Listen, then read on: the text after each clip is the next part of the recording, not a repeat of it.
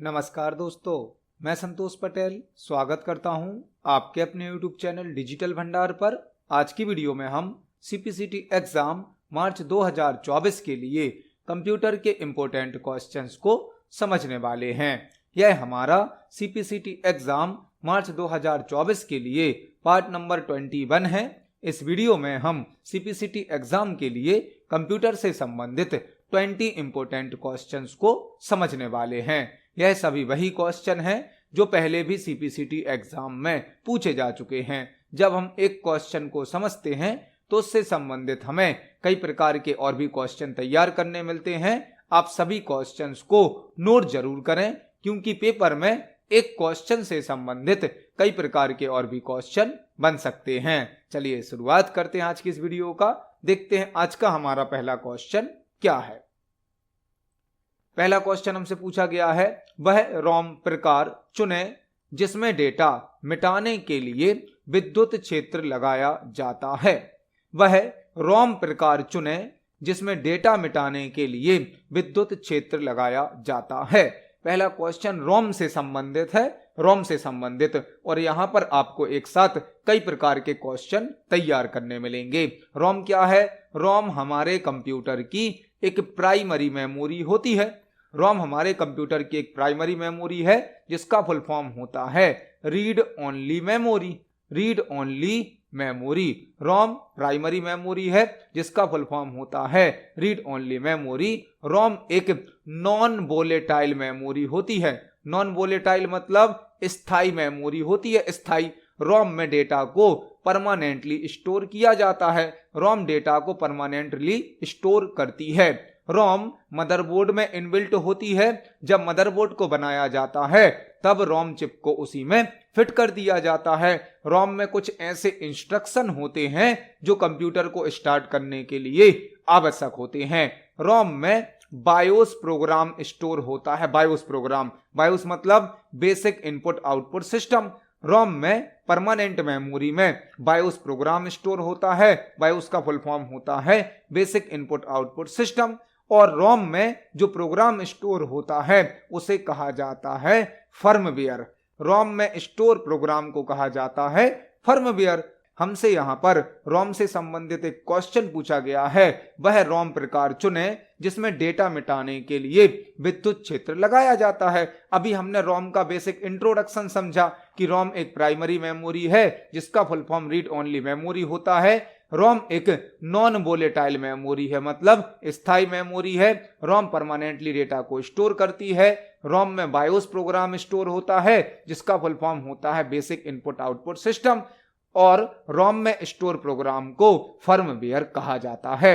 अब हम इस क्वेश्चन को सॉल्व करेंगे। हमसे पूछा गया है, वह रोम प्रकार चुने जिसमें डेटा मिटाने के लिए विद्युत क्षेत्र लगाया जाता है। ऑप्शन नंबर ए क्या है? एम रोम। एम रोम का मतलब होता है मास्क्ड रोम। मास्क्ड रोम, एम रोम का फुल फॉर्म होता है मास्क्ड रोम, मतलब masked read only memory. Masked read only memory यह एक ऐसी रोम होती है जिसमें कंपनी इसको बनाते समय ही डेटा को स्टोर कर देती है। एक ऐसी रोम जिसको बनाते समय ही इसमें डेटा स्टोर कर दिया जाता है, जिस डेटा को हम चेंज नहीं कर सकते हैं, वह कहलाती है एम रोम। एम रोम मतलब मास्क्ड रोम, ऐसी रोम जो कि बनाते समय ही इसमें डेटा स्टोर कर दिया जाता है और इस डेटा को चेंज नहीं किया जा सकता, वह कहलाती है एम रोम। दूसरी रोम कौन सी है? P ROM. पी रोम मतलब programmable read only memory. Programmable read only memory. Programmable read only memory ऐसी रोम होती है जो कि कंपनी के द्वारा ब्लैंक बनाई जाती है, खाली बनाई जाती है। यूजर इसमें एक बार अपने प्रोग्राम को या डेटा को स्टोर कर सकता है और उसे दोबारा चेंज नहीं कर सकता है। एम रोम मतलब मास्क्ड रोम, जिसमें तो हम डेटा को स्टोर ही नहीं कर सकते हैं, जब इसे बनाया जाता है तभी इसमें डेटा स्टोर कर दिया जाता है। जबकि पी रोम मतलब यह ब्लैंक आती है, इसमें यूजर एक बार अपने प्रोग्राम को या डेटा को स्टोर कर सकता है लेकिन दोबारा उसे चेंज नहीं कर सकते। तीसरी रोम है ईपी रोम। ईपी रोम मतलब erasable programmable read only memory.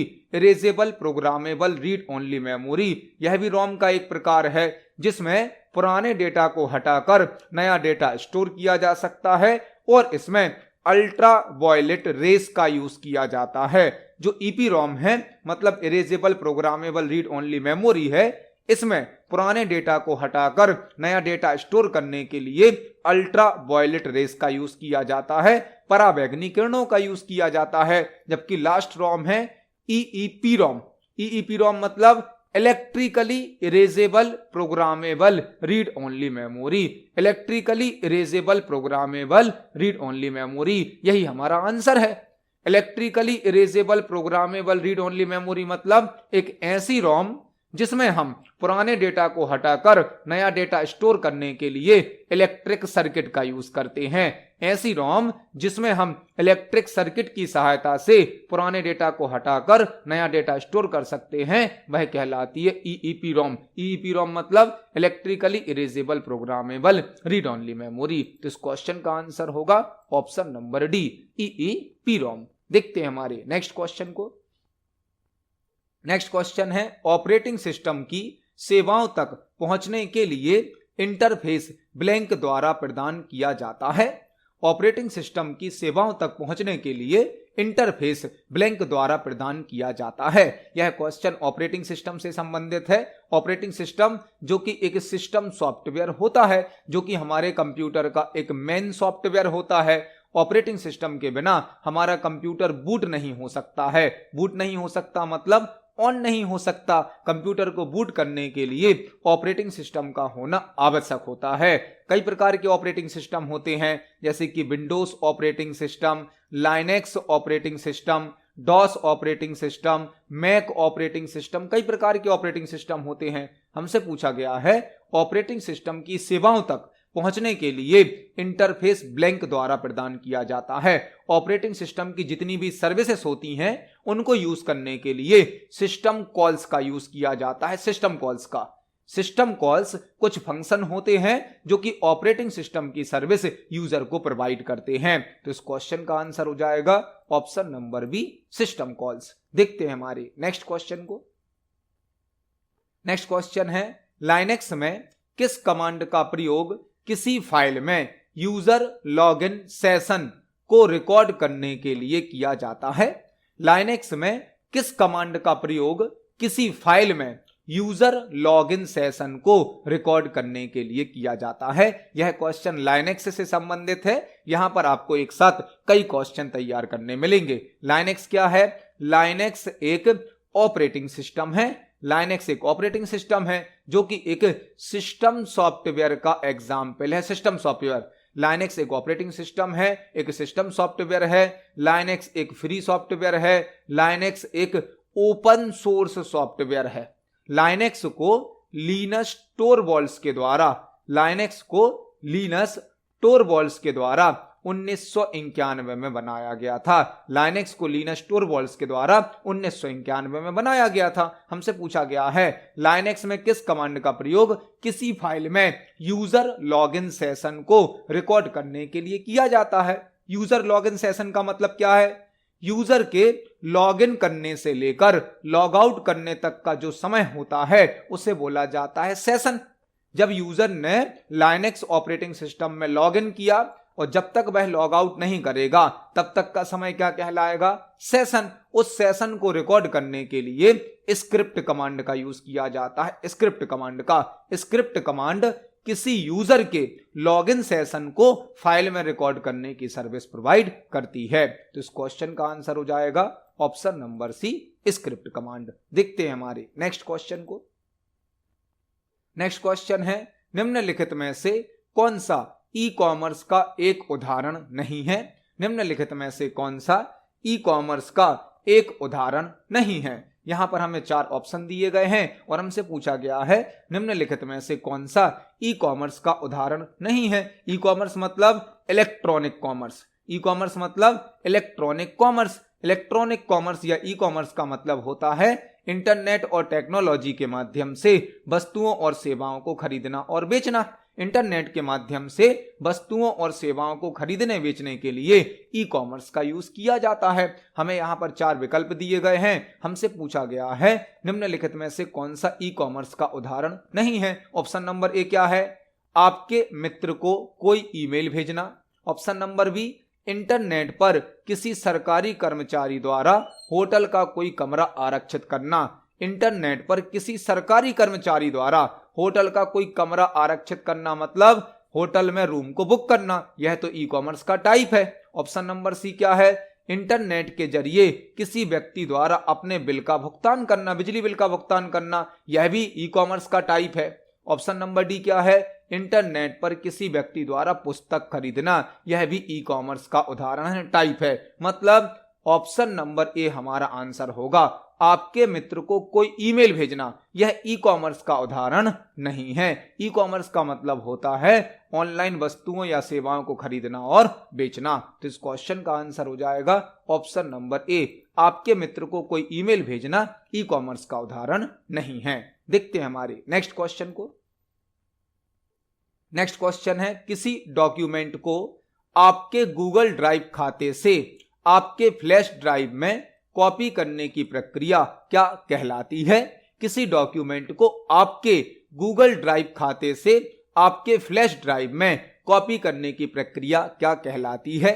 यह क्वेश्चन इंटरनेट से संबंधित है। हमसे पूछा गया है किसी डॉक्यूमेंट को आपके गूगल ड्राइव अकाउंट से, गूगल ड्राइव क्या है? गूगल ड्राइव एक क्लाउड प्लेटफॉर्म है जो कि गूगल कंपनी के द्वारा बनाया गया है, जिसमें हम ऑनलाइन डेटा को स्टोर कर सकते हैं, डेटा को मैनेज कर सकते हैं, डेटा को प्रोसेस कर सकते हैं। गूगल ड्राइव एक क्लाउड प्लेटफॉर्म है जिसे गूगल कंपनी के द्वारा बनाया गया है। गूगल ड्राइव में हम ऑनलाइन डेटा को स्टोर कर सकते हैं, डेटा को मैनेज कर सकते हैं, प्रोसेस कर सकते हैं।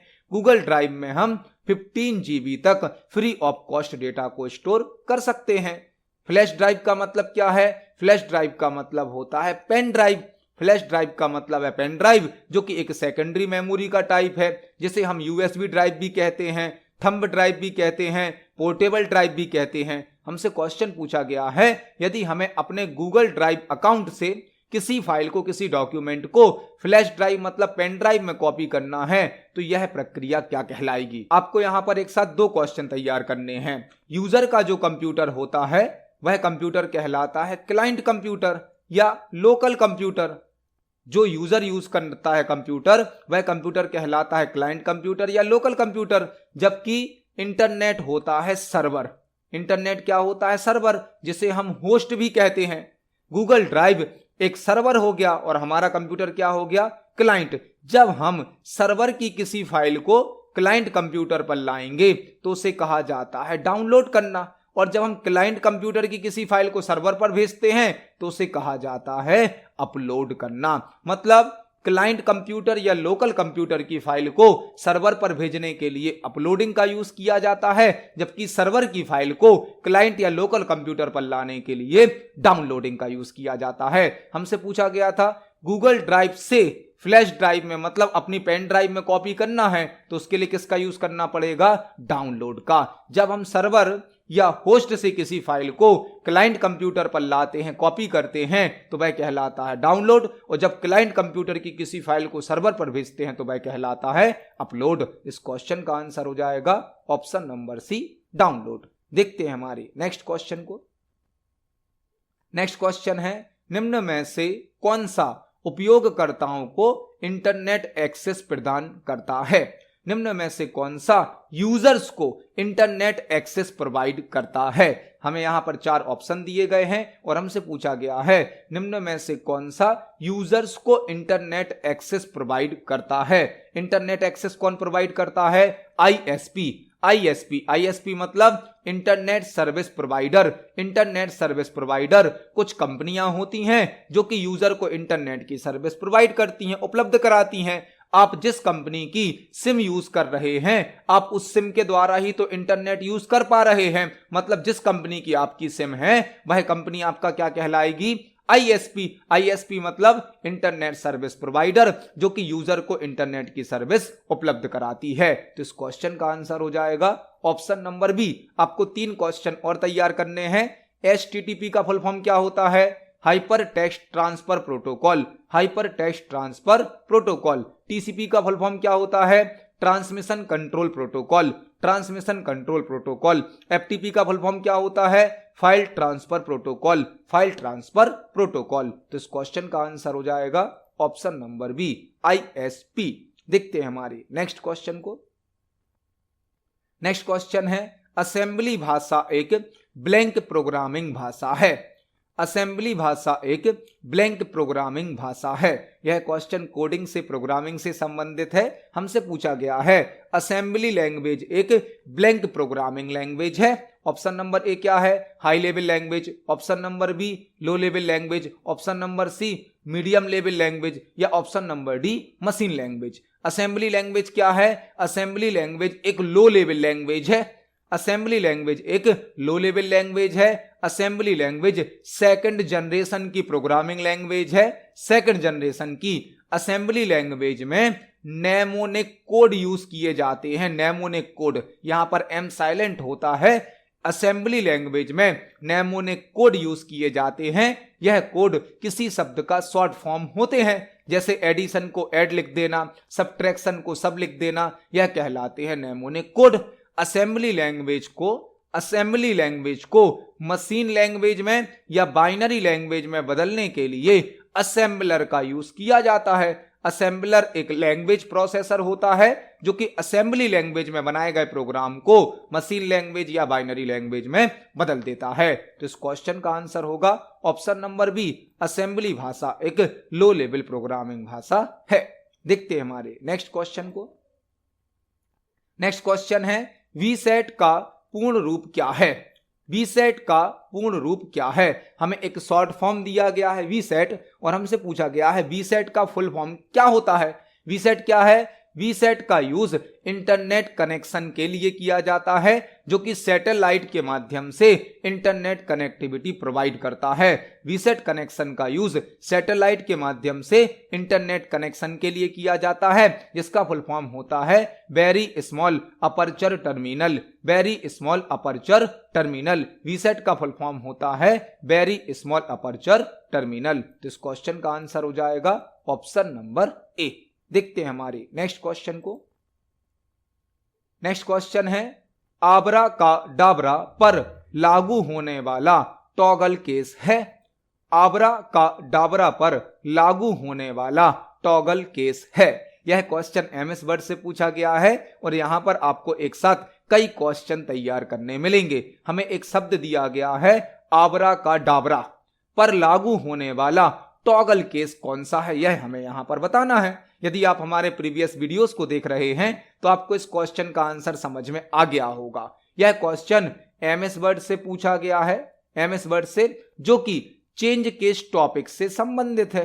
Change case topic, MS Word में चेंज केस टॉपिक होता है जिस टॉपिक से यह क्वेश्चन पूछा गया है। चेंज केस क्या करता है, चेंज केस एमएस वर्ड में टाइप होने वाले टेक्स्ट को स्मॉल लेटर में, कैपिटल लेटर में या स्मॉल और कैपिटल दोनों लेटर में टाइप करने की सुविधा प्रदान करता है। Change case option MS word के होम टैब में प्राप्त होता है, फॉन्ट ग्रुप में प्राप्त होता है।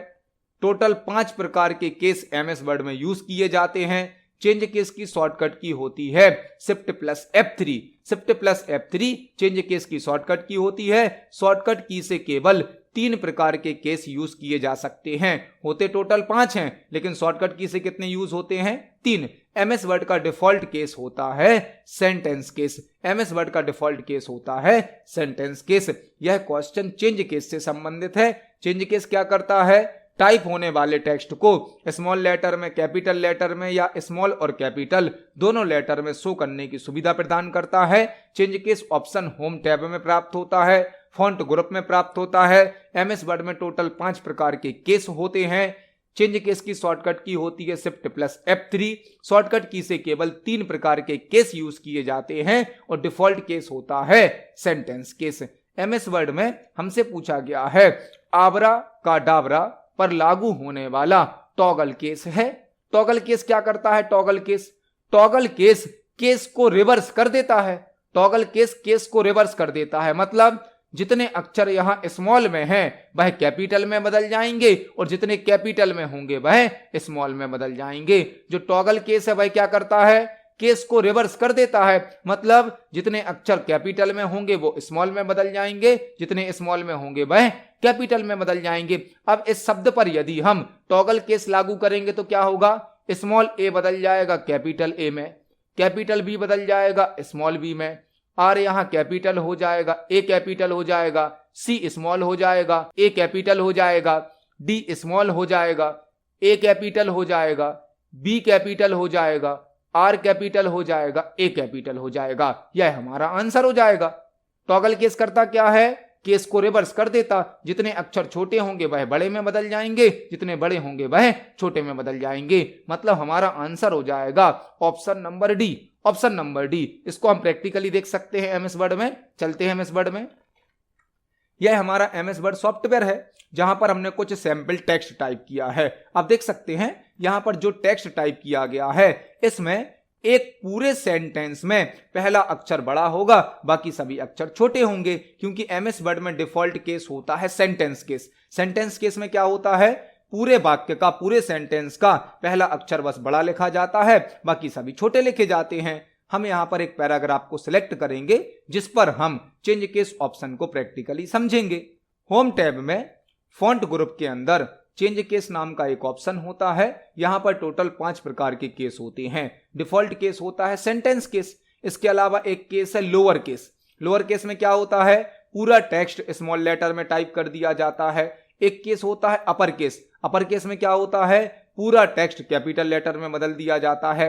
एक केस होता है capitalize each word. Capitalize each word मतलब हर शब्द का पहला अक्षर बड़ा हो जाता है, बाकी सभी अक्षर छोटे हो जाते हैं। और एक लास्ट केस होता है टॉगल केस। टॉगल केस क्या करता है, केस को रिवर्स कर देता है। जितने अक्षर स्मॉल में थे वो कैपिटल में बदल गए, और जितने कैपिटल में थे वह स्मॉल में बदल गए। यह होता है टॉगल केस। तो हमें जो शब्द दिया गया था आबरा का डाबरा, उस पर जब हम टॉगल केस लागू करेंगे तो हमें आंसर मिलेगा ऑप्शन नंबर डी। इस क्वेश्चन का आंसर होगा ऑप्शन नंबर डी। देखते हैं हमारे नेक्स्ट क्वेश्चन को।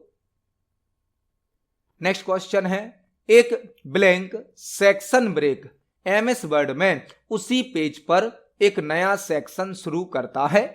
एक blank section break MS Word में उसी पेज पर एक नया सेक्शन शुरू करता है। यह क्वेश्चन भी एमएस वर्ड से पूछा गया है जो कि ब्रेक टॉपिक से संबंधित है। ब्रेक्स एमएस वर्ड के लेआउट टैब में पेज सेटअप ग्रुप के अंदर ब्रेक्स नाम का ऑप्शन होता है। एमएस वर्ड के लेआउट टैब में पेज सेटअप ग्रुप के अंदर ब्रेक ऑप्शन होता है जो कि एक पेज की इंफॉर्मेशन को एक से अधिक पेज पर ट्रांसफर करने की सुविधा प्रदान करता है।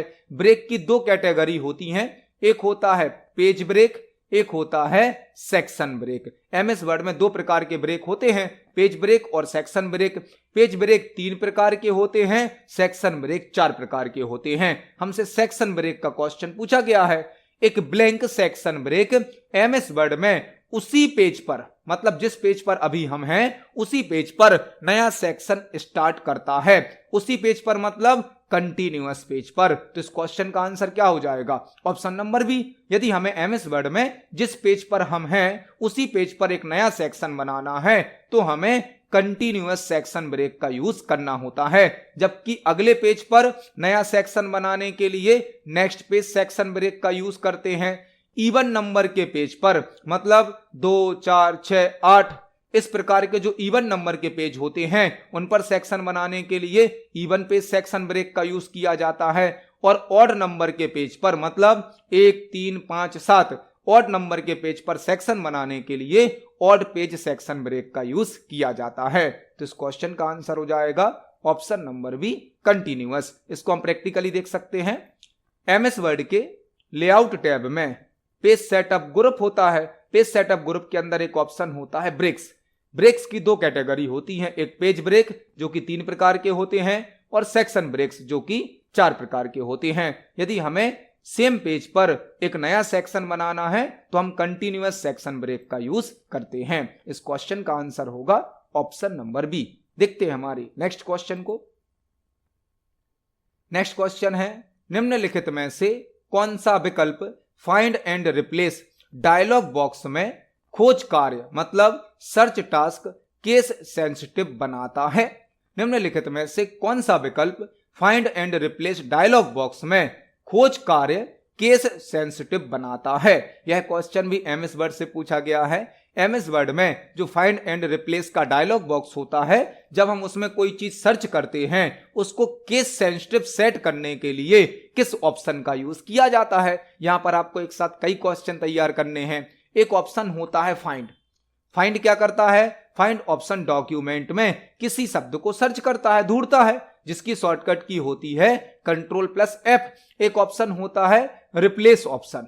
रिप्लेस ऑप्शन क्या करता है? सर्च किए गए शब्द को नए शब्द से बदल देता है, चेंज कर देता है। किसी शब्द को सर्च करने के लिए फाइंड का यूज किया जाता है, सर्च किए गए शब्द को नए शब्द से बदलने के लिए चेंज का मतलब रिप्लेस का यूज किया जाता है, जिसकी शॉर्टकट की होती है Ctrl+H। Ctrl+H रिप्लेस की शॉर्टकट की है, Ctrl+F फाइंड की शॉर्टकट की है।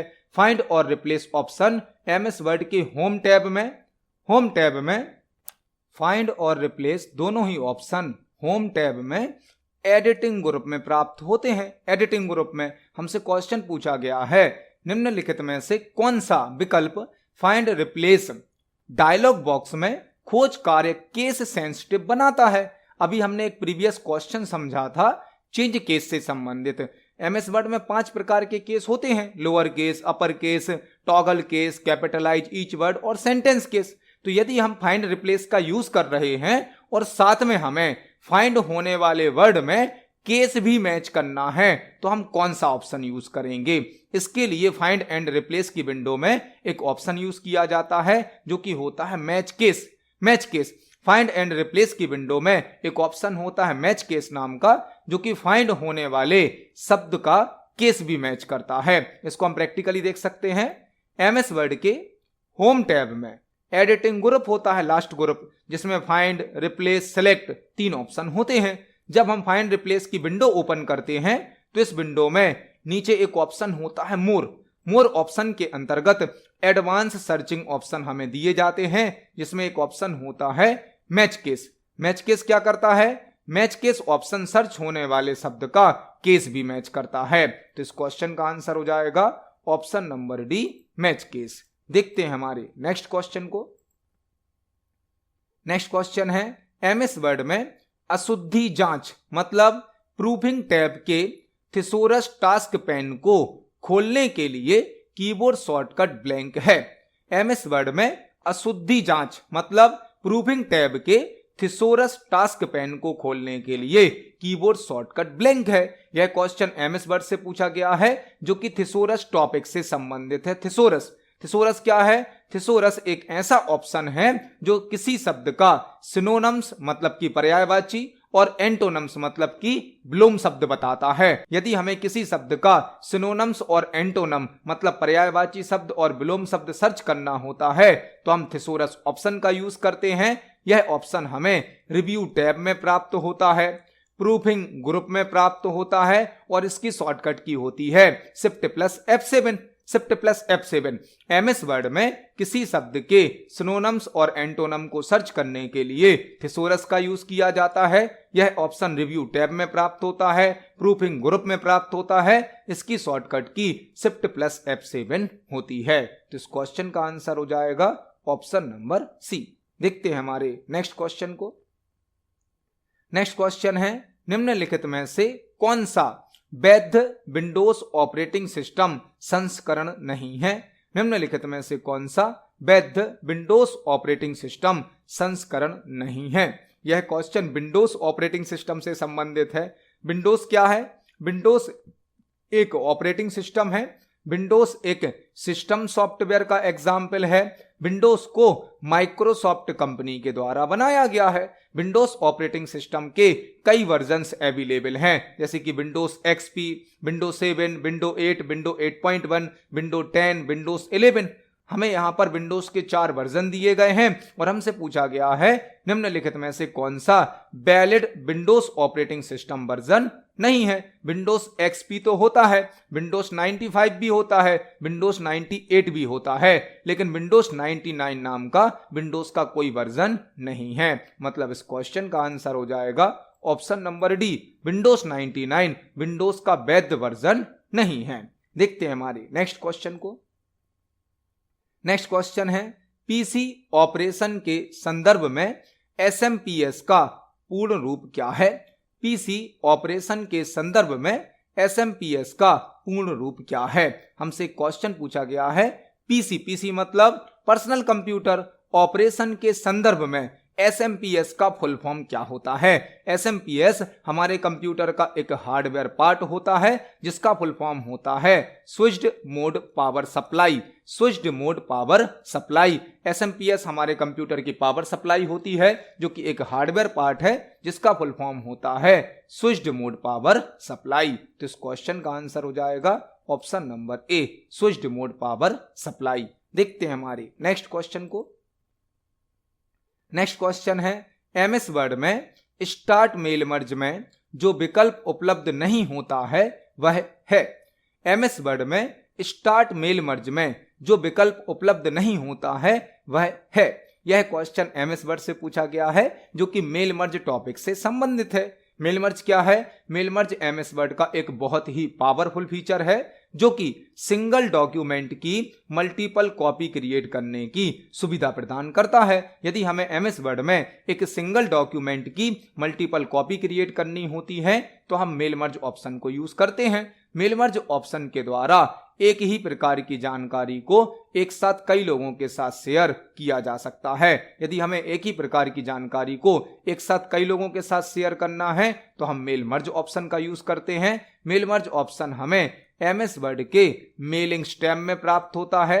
मेल मर्ज के द्वारा लेटर, लेबल, एनवेलप कई प्रकार के डॉक्यूमेंट बनाए जा सकते हैं। हमसे पूछा गया है स्टार्ट मेल मर्ज में जो विकल्प उपलब्ध नहीं होता है वह कौन सा है। स्टार्ट मेल मर्ज में एनवेलप्स होता है, लेबल्स होता है, लेटर्स होता है, लेकिन पेजेस नाम का कोई ऑप्शन नहीं होता है। तो इस क्वेश्चन का आंसर हो जाएगा ऑप्शन नंबर डी, पृष्ठों या पेजेस। इसको हम प्रैक्टिकली देख सकते हैं। MS वर्ड के मेलिंग स्टेम में मेल मर्ज से संबंधित सभी प्रकार के ऑप्शन होते हैं। यहां पर एक ऑप्शन होता है start mail merge. Start mail merge पर क्लिक करके हम कई प्रकार के डॉक्यूमेंट क्रिएट कर सकते हैं जैसे कि letter, email messages, envelopes, labels और डायरेक्टरी, लेकिन यहाँ पेजेस नाम का कोई ऑप्शन नहीं होता है। इस क्वेश्चन का आंसर हो जाएगा ऑप्शन नंबर डी। देखते हैं हमारे नेक्स्ट क्वेश्चन को। नेक्स्ट क्वेश्चन है निम्नलिखित में से कौन सा MS वर्ड में सबसे अधिक मतलब बार बार उपयोग किए जाने वाले कमांड के लिए सुविधाजनक विश्राम स्थल है। निम्नलिखित में से कौन सा MS वर्ड में सबसे अधिक मतलब बार बार उपयोग किए जाने वाले कमांड के लिए एक सुविधाजनक विश्राम स्थल मतलब रेस्टिंग प्लेस है। यह क्वेश्चन भी MS वर्ड से पूछा गया है। क्वेश्चन हमसे यहां पर यह पूछा गया है कि यदि हमें MS वर्ड में कोई ऑप्शन बार बार यूज करना है, अधिक बार यूज करना है, तो उस ऑप्शन को हम कहां पर स्टोर करके रख सकते हैं। MS वर्ड में ऐसे ऑप्शन जो हमें बार बार यूज करने होते हैं, फास्ट स्पीड में यूज करने होते हैं, ऐसे ऑप्शन को हम क्विक एक्सेस टूल बार में रख सकते हैं। क्विक एक्सेस टूल बार, इसका नाम ही है quick access tool bar. Quick access tool bar में हम वह ऑप्शन स्टोर कर सकते हैं जो कि हमें बार बार यूज करने होते हैं या फास्ट स्पीड में यूज करने होते हैं। इस क्वेश्चन का आंसर हो जाएगा option number D, quick access tool bar. इसको हम प्रैक्टिकली देख सकते हैं। MS वर्ड में क्विक एक्सेस टूल बार या तो आप टाइटल बार पर शो कर सकते हैं या रिबन के नीचे शो कर सकते हैं। यह होता है क्विक एक्सेस टूल बार। इसकी लोकेशन को भी चेंज किया जा सकता है। यह रिबन के ऊपर मतलब टाइटल बार में या रिबन के नीचे हमें शो किया जाता है और इसमें हम आवश्यकता अनुसार ऑप्शन को ऐड भी कर सकते हैं और रिमूव भी कर सकते हैं। इस क्वेश्चन का आंसर होगा option number D, quick access tool bar. देखते हैं हमारे नेक्स्ट क्वेश्चन को। नेक्स्ट क्वेश्चन है MS वर्ड में ब्लैंक मोड का उपयोग राइटिंग टूल्स और मेन्यू को छिपाने के लिए और स्वयं पृष्ठों के लिए अधिक जगह छोड़ने के लिए किया जाता है। MS वर्ड में ब्लैंक मोड का उपयोग राइटिंग टूल्स और मेन्यू को छिपाने के लिए और स्वयं पृष्ठों के लिए अधिक जगह छोड़ने के लिए किया जाता है। यह क्वेश्चन भी MS वर्ड का है जो कि MS वर्ड के व्यू से संबंधित है। व्यू MS वर्ड में जब हम कोई डॉक्यूमेंट बनाते हैं, कोई फाइल बनाते हैं, तो उसको अलग अलग तरीके से शो करने के लिए एमएस वर्ड में 5 प्रकार के व्यू यूज किए जाते हैं। 5 प्रकार के सभी व्यू हमें व्यू टैब के अंतर्गत प्रदान किए जाते हैं। एमएस वर्ड में 5 प्रकार के पेज व्यू होते हैं जो कि व्यू टैब में शो किए जाते हैं। एमएस वर्ड का डिफॉल्ट व्यू होता है print layout view. MS word का डिफॉल्ट व्यू होता है प्रिंट लेआउट व्यू। लेकिन क्वेश्चन हमसे क्या पूछा गया, एमएस वर्ड में ब्लैंक मोड का उपयोग राइटिंग टूल्स और मेन्यू को हाइड करने के लिए और स्वयं पृष्ठों को मतलब पेजेस के लिए अधिक जगह छोड़ने के लिए किया जाता है। वह मोड कहलाता है रीड मोड। रीड मोड या रीड व्यू एक ऐसा व्यू होता है जिसमें हमारे एमएस वर्ड सॉफ्टवेयर के मेन्यू और रिबन हाइड हो जाते हैं और पेज को फुल स्क्रीन पर शो कर दिया जाता है। इसको हम प्रैक्टिकली देख सकते हैं। एमएस वर्ड के व्यू टैब में हमें 5 प्रकार के व्यू दिए जाते हैं। 5 प्रकार के डिफॉल्ट व्यू होता है प्रिंट लेआउट व्यू, लेकिन एक व्यू होता है रीड मोड। जब हम रीड मोड को ऑन करते हैं तो मेन्यू और टैब हाइड हो जाते हैं और पेज को फुल स्क्रीन पर शो कर दिया जाता है। यहां पर हम एडिटिंग नहीं कर सकते हैं, केवल हम पेज को पढ़ सकते हैं, रीड कर सकते हैं।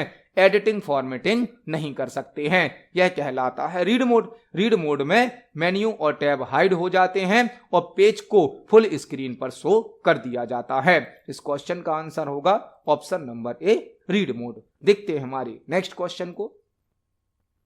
नेक्स्ट क्वेश्चन है, एमएस वर्ड डॉक्यूमेंट में पेज संख्या इंसर्ट करने के कई तरीके हो सकते हैं। निम्नलिखित में से कौन सा चरण आपको पेज संख्या इंसर्ट करने में सहायता करता है। एमएस वर्ड डॉक्यूमेंट में पेज नंबर इंसर्ट करने के कई तरीके हो सकते हैं। निम्नलिखित में से कौन सा स्टेप आपको पेज नंबर इंसर्ट करने में सहायता करता है। यह क्वेश्चन भी एमएस वर्ड से पूछा गया है कि एमएस वर्ड में यदि हमें पेज पर नंबर शो करने हैं तो उसके कई तरीके हैं, लेकिन हमें जो ऑप्शन दिए गए हैं इनमें से कौन सा ऑप्शन हम पेज नंबर इंसर्ट करने के लिए यूज कर सकते हैं। जो पेज नंबर ऑप्शन है यह हमें इंसर्ट टैब में प्राप्त होता है। इंसर्ट टैब में, इंसर्ट टैब के अंदर हेडर फुटर ग्रुप होता है जहां से हम पेज नंबर को इंसर्ट कर सकते हैं। अब हमें जो भी ऑप्शन दिए गए हैं इन सभी ऑप्शन में हमें देखना है इंसर्ट मेन्यू कहां दिया गया। Insert page number from insert menu, page setup from file menu, footnote from insert menu या page number from design menu. यहां पर ऑप्शन नंबर ए हमारा आंसर होगा, page number from insert menu. हम insert menu में जाएंगे जहां से पेज नंबर नाम का ऑप्शन हम यूज कर लेंगे। इसको हम प्रैक्टिकली देख सकते हैं।